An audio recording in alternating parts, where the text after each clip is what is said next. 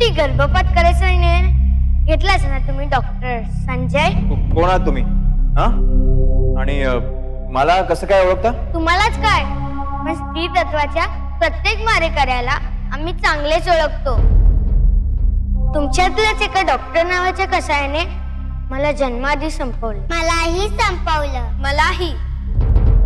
आणि आज त्या कसायामध्ये तुम्ही सामील झालात. काका, आज फार आनंदात दिसताय तुम्ही. दिसणारच, नवीन हॉस्पिटल होणार ना त्यांचं.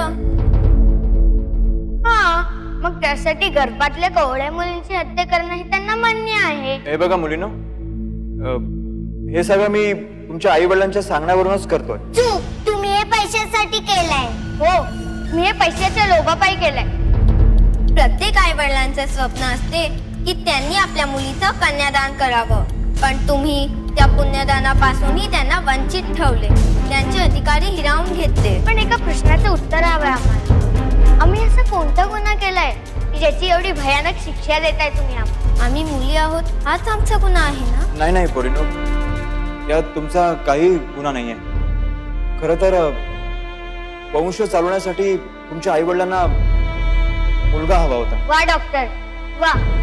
मला एक सांगा, जी स्त्री मुलाला जन्म देते, वंशाला दिवा देते, तिलाच मारायचं? वंश चालवण्यासाठी हा कुठला न्याय?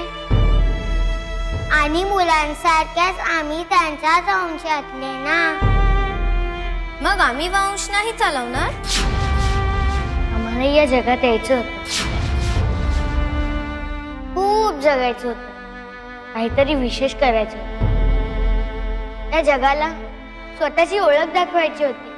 पण तुमच्याच एका डॉक्टरचा कसाय झाला आणि आमचा जीव गेला.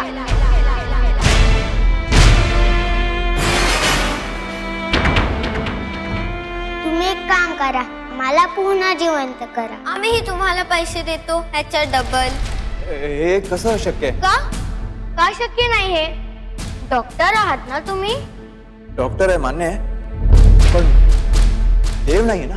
मग देवाने दिलेला आमचा जन्म आम्हाला नाकारायचा हक्क कोणी दिला तुम्हाला? त्याला देवापेक्षा मोठे समजता का? का मारला आम्हाला? का? कुणी आहात तुम्ही? कुणी? तुम्हाला कठोर शिक्षा झालीच पाहिजे. कठोर शिक्षा झालीच पाहिजे. तुम्हाला कठोर शिक्षा झालीच पाहिजे. तुम्हाला कठोर शिक्षा झालीच पाहिजे. तुम्हाला कठोर शिक्षा झालीच पाहिजे. कठोर शिक्षा झालीच पाहिजे. तुम्हाला कठोर शिक्षा झालीच पाहिजे. तुम्हाला कठोर शिक्षा झालीच पाहिजे. कठोर शिक्षा झालीच पाहिजे. तुम्हाला कठोर शिक्षा झालीच पाहिजे. कठोर शिक्षा झालीच पाहिजे. नाही, बघा मी निर्दोष आहे. मी खून नाही केला इन्स्पेक्टर.